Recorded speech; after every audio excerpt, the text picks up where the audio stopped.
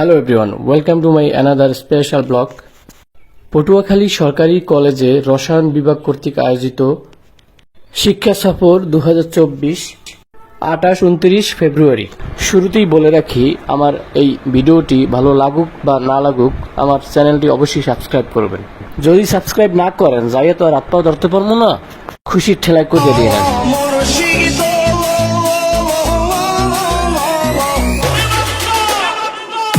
চরম উত্তেজনাপূর্ণ, বিনোদনমূলক এবং শিক্ষামূলক একটা ট্যুরের A to Z সম্পূর্ণ ভিডিওতে দেখানোর চেষ্টা করব।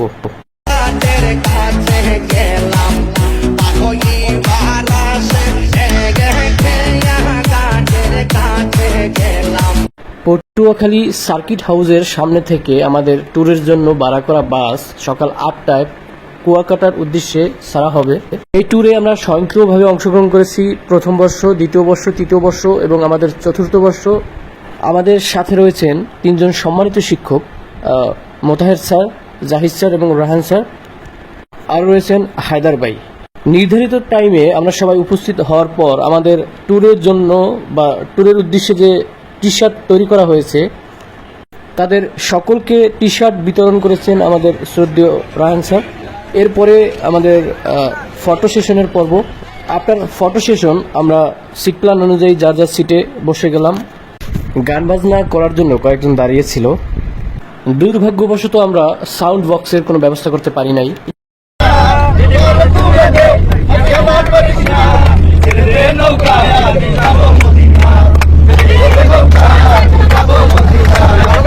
মোরে ভিডিও করিস না বন্ধু, বাসায় গেলে তোর দুলভাই আমার মারবে, ভিডিও করে বসুন। সম্পূর্ণ ট্যুরের একটি অংশ ইন্ডাস্ট্রিয়াল ট্যুর হিসেবে পায়রা পোর্ট নির্ধারণ করা হয়েছিল। আমরা এখানে এসে দ্বিতীয় ধাপের ফটো সেশন পর্ব শেষ করলাম। তারপর পায়রা পোর্টের ভিতরে প্রবেশ করলাম। প্রবেশ করার পর পায়রা পোর্টের নিরাপত্তা পরিদর্শক আমাদের সকলকে এই পায়রা বন্দর সম্পর্কিত কিছু গুরুত্বপূর্ণ তথ্য দিলেন। পায়রা বন্দরের অতীত, বর্তমান এবং ভবিষ্যৎ সম্বন্ধে তথ্য দিলেন।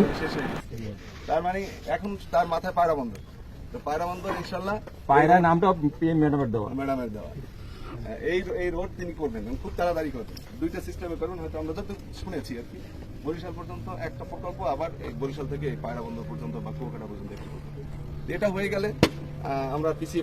পায়রা পোর্ট থেকে সরাসরি আসলাম হোটেল আল মামুন। বিচ থেকে 10 মিনিটের দূরত্বে এবং হোটেল বনানীর অপোজিটে এক সিপার মধ্যে অবস্থিত এই হোটেল আল মামুন। বাজে রিভিউ দেওয়ার কোনো কারণ নেই, তবে দুপুরের গোসলের সময় তাদের ট্যাঙ্কিতে পানি থাকে না এবং এদের ওয়াইফাই স্পিড একদমই নাই। হোটেল আল মামুন থেকে উত্তর দিকে 2 কদম যাইয়া পশ্চিম দিকে 45 ডিগ্রি কোণে বাঁক নিয়া দহিনপুতায় যাইয়া পূর্বপাশী বর্তা হোটেল, যেখানে আমাদের দুপুরের খাবারের ব্যবস্থা করা হয়েছে। খাবারের মান ততটা ভালো হয়নি, যার কারণে সমালোচনা শুরু হয়। আমার ভুল হয়েছে, ক্ষমা করে দেন।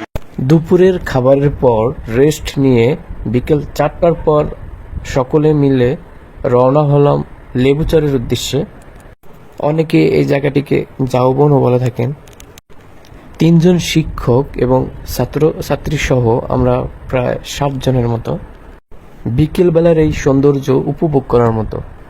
বহু চেষ্টার পর প্রায় 6 বছর অতিবাহিত হওয়ার পর আমাদের এই কুয়াকাটার ট্যুর বাস্তবায়ন হয়েছে, তাই আমরা সকলেই খুবই উত্তেজিত।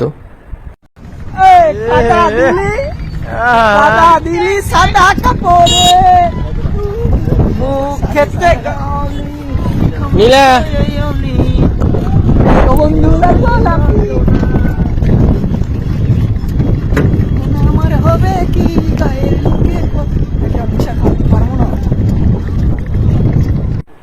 প্রাকৃতিক সৌন্দর্যের লীলাভূমি, সমুদ্র পাড়ের এই দৃশ্য, হাজার হাজার পর্যটকদের মিলন মেলা এই কুয়াকাটা সমুদ্র সৈকত।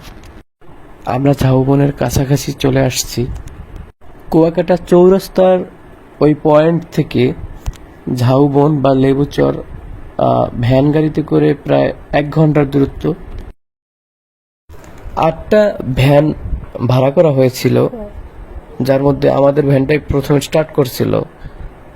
ঝাউবন আসার জন্য, কিন্তু আমরাই সবার পিছনে পড়ে গেলাম। এখান থেকে সুন্দরবন খুব একটা দূরে নয়। রায়হান স্যারকে অনুসরণ করে আমরা 4-5 জন চললাম ঝাউবনের ভিতরের দিকে। রায়হান স্যার আমাদের 4-5 জনকে ডাক দিয়ে কইল, ঝাউবনের ভিতরে গুপ্তধনের সন্ধান পাইছি, এই খবর যেন কেউ না জানে। স্যারের কথা মতো আমরা 4-5 জন স্যারকে ফলো করে ভিতরে ঢুকলাম। যেতে যেতে স্যার আমাদের বুঝাতে লাগলো, ঝাউবনের ভিতরে 10 কিলোমিটার উত্তরে যাইয়া একটা ফাঁকা জায়গা, সেই ফাঁকা জায়গা থেকে ডান দিকে 2 মিনিট হাঁটার পর আবার উত্তর পথে যাইয়া পশ্চিম দিকে মন নিলি একটা ফাঁকা জায়গা, সেই ফাঁকা জায়গার পশ্চিম পাশেই একটা পুকুর, তার পাশেই একটা পুরানো কুড়েঘর, সেই কুড়েঘরের দক্ষিণ পোতা দিয়া ভিতরে গেলেই গুপ্তধন। স্যারের সাথে সেই অমুক জায়গায় যাই আমরা কিছুই পাইলাম না। স্যার মগরে কইলো, যেমনে দিয়ে আইসে হেমনের দিকে আবার ব্যাক করো। মোরা স্যারে কইলাম, স্যার আইসি যেমন খারান কটা পিক তুলে লই। স্যারেও কথা মতো প্রশ্ন নিল। স্যার নাকি গোপন সূত্রে জানতে পারছে আমাদের কাঙ্ক্ষিত সেই গুপ্তধন আমরা আসার আগেই জাহিদ স্যার নিয়ে গেছে। এত পরিশ্রম করে ভিতরে ঢোকার পরও মিশন ফেল। ব্যাক করলাম সেই সমুদ্র পারে। একটি ব্লগ ভিডিও তৈরি করতে এডিট করার প্রয়োজন হয় এবং সেই ভিডিওটিতে ভয়েস দেওয়ার প্রয়োজন হয়। এই ভয়েস দেওয়ার সময় কোনো কন্টেন্ট ক্রিয়েটর আল্লাহর দুনিয়াতে কোনো কথা যদি খুঁজে না পায়, তাহলে দুনিয়ার আনাটা কোনো একটা কথা অ্যাড করে। আসলে রায়হান স্যারে ঝাউবনের ভিতরে ঢুকছিল আবেগে, আর মোরা তার পিছ ঢুকছি খুশির ঠেলায়। এই মুহূর্তে মোর সাথে রয়েছে প্রেমিক পুরুষ সজীব এবং বরিওয়ালা কাউসার।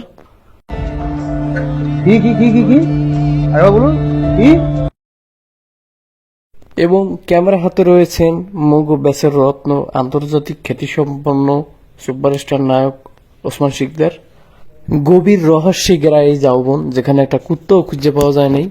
তবে সূর্য যখন মাথার উপরে থাকে তখন বিভিন্ন পাখিদের ডাক শোনা যায়। ঝাউবন থেকে বের হয়ে সন্ধ্যার মুহূর্তে হোটেলের দিকে ব্যাক করলাম।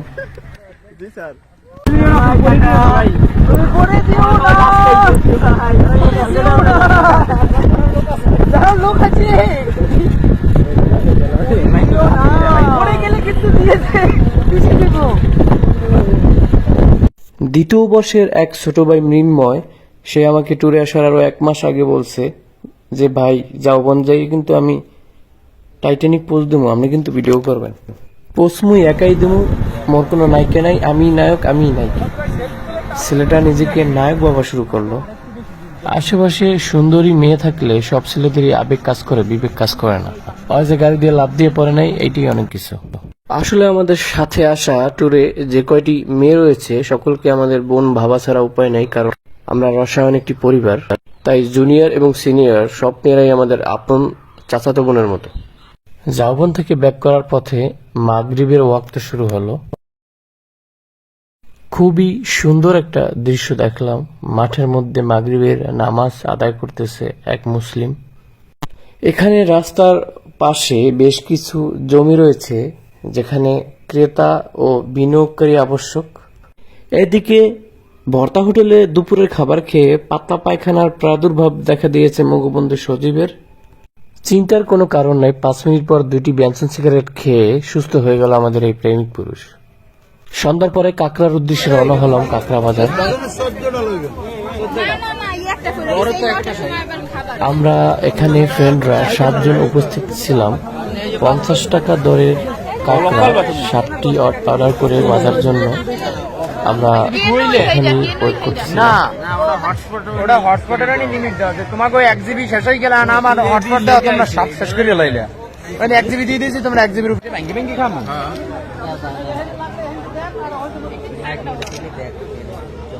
পাইকারি দরে কাঁকড়া সেবন করার পর আমরা ভাত খাবার উদ্দেশ্যে রওনা হলাম ভর্তা হোটেলে।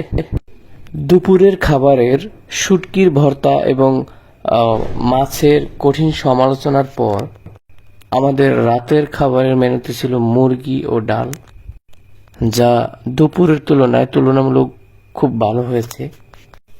দুপুরে খাওয়ার পর ভাবছিলাম এই ভর্তা হোটেলের বাজারি বই দিয়া এই বর্তা হোটেলের 14 গোষ্ঠী পাইন মেরে দেবো, কিন্তু রাতে খেয়ে খুশির ঠেলা সব ভুলে গেলাম। A few moments later. 29 তারিখ ভোর 6টায় সূর্যোদয় দেখার জন্য রায়হান স্যারের সাথে আমরা একে একে যোগ দিলাম। গন্তব্য পূর্ব দিক। আমি, সজীব, ইউসুফ, আমিনুল, কাউসার, জাহিদ, নাজমুল এবং নোমান ভাই। কিছুক্ষণ হাঁটার পরই শুরু হলো রাজনৈতিক আলোচনা। রায়হান স্যারকে নেতা বানাইয়া মুহূর্তের মধ্যে একটা শোডাউন হয়ে গেল। মূল পয়েন্ট থেকে 20 মিনিট দূরত্বে পূর্বে আসার পর বিচ থেকে একটু উত্তরে গিয়ে মাটির রোডের উদ্দেশ্যে হাঁটা শুরু করলাম, যেখান থেকে আমরা গাড়িতে করে ব্যাক করতে পারবো। আমাদের শ্রদ্ধেয় রায়হান স্যার এতটাই বন্ধুত্ব সুলভ এবং মিশুক, বাহিরের কোনো মানুষ আমরা একসাথে হাঁটলে বলতেই পারবে না কোন কে টিচার এবং কারা স্টুডেন্ট। অবশেষে চৌরাস্তা পৌঁছাবার পর স্যার আমাদের সবাইকে চা খাওয়ালো, চায়ের সাথে টাও খাওয়াইলো। যদিও এর কিছুক্ষণ পরেই আমাদের ব্রেকফাস্ট টাইম ছিল। ব্রেকফাস্টে ছিল ডিম খিচুড়ি এবং হোটেল পরিবর্তন হয়ে হোটেল হয়ে গেল বর্তা থেকে রাজধানী। এটিও সেই হোটেল বনানীর অপোজিটে, তবে চিপার মধ্যে না, মেইন রোডের সাথে। আমরা যারা রায়হান স্যারের সাথে ঘোরাঘুরি করছি, শুধু আমরাই একটা সিক্রেট জানি রায়হান স্যার সম্পর্কে, যা বাকি দুইজন টিচারও জানে না। সেটা হচ্ছে স্যার খুব সুন্দর গান গাইতে পারে এবং আমাদেরকে একটা গান শোনাইছিল। গানটি ছিল, আমি খোলা জানালা, তুমি ওই দক্ষিণা বাতাস, আমি নিঝুম রাত, তুমি কোজাগরি আকাশ। ডিপার্টমেন্টে গিয়ে অবশ্যই আমরা সবাই রায়হান স্যারের কাছ থেকে গান শুনবো। আফটার ব্রেকফাস্ট আমরা সবাই যার যার রুমে রেস্ট করে তারপর যার যার মতো কেনাকাটা করে দুপুরের লাঞ্চের জন্য আবার সেই রাজধানী হোটেলে সকলে উপস্থিত হলাম। দুপুরের খাবারের মেনুতে ছিল পোলাও, মুরগি ও ডিম। All in all, we had a good time with our 3 respected teachers. Every year starts to make the relationship of students and teachers very sweet. Our chemistry family with 3 teachers and about 200 plus students. This family with 200 members, it's our emotion. We all love and respect our 3 teachers. They are our guardians. All in all, our chemistry department of Patuakhali Government College is the best. রাজধানীর খাবার কেমন লাগলো বান্ধবী? বান্ধবী বলল, হ্যাঁ মোটামুটি চলে, ভালো হয়েছে, মোটামুটি খারাপ না। 3 প্লেট ভাত খাওয়ার পরও এখনো খাইতেছে আমাদের ডিপার্টমেন্টের নেতা মশিউর ভাই। হোটেল আল মামুনের 2য় তলায় 205 নম্বর রুমে ছিলাম আমরা 4th ইয়ার। চেক আউটের পর পটুয়াখালীর উদ্দেশ্যে হোটেল আল মামুনকে বিদায় জানিয়ে রওনা দিলাম। যাবার সময় একটি রিভিউ না দিলেই নয়। নিঃসন্দেহে কুয়াকাটার সেরা হোটেল আল মামুন। শুধু wifi speed slow, room service নাই, 24 ঘন্টা 27 ঘন্টায় রুম অপরিষ্কার থাকে, আর দুপুরে ট্যাঙ্কিতে পানি থাকে না। সাগর এক্সক্লুসিভ সেই বিখ্যাত ভাড়া করা বাস আমাদের পৌঁছে দিতে চলে আসলো বিকাল 3:30টায়। স্কটল্যান্ডের রাজা রবার্ট ব্রুসের কথা না বললেই নয়। তিনি ইংরেজদের সাথে 6 বার পরপর যুদ্ধ করে 7বার জয়লাভ করেন।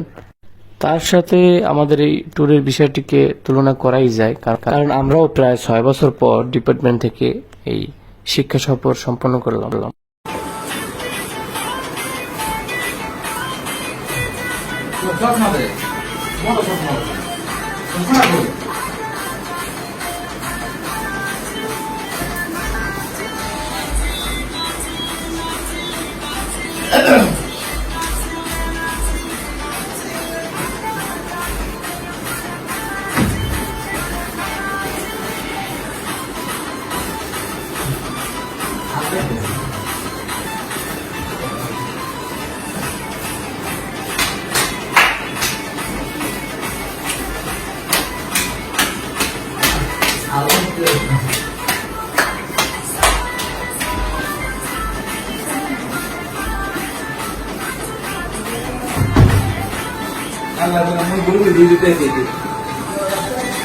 আমাদের সম্মানিত শিক্ষকদের সাথে আনন্দময় এই ট্যুর আমাদের প্রতিটি শিক্ষার্থীর জন্য স্মৃতি হয়ে থাকবে। আশা করি ভিডিওটি ভালো লাগে নাই। ধন্যবাদ সবাইকে।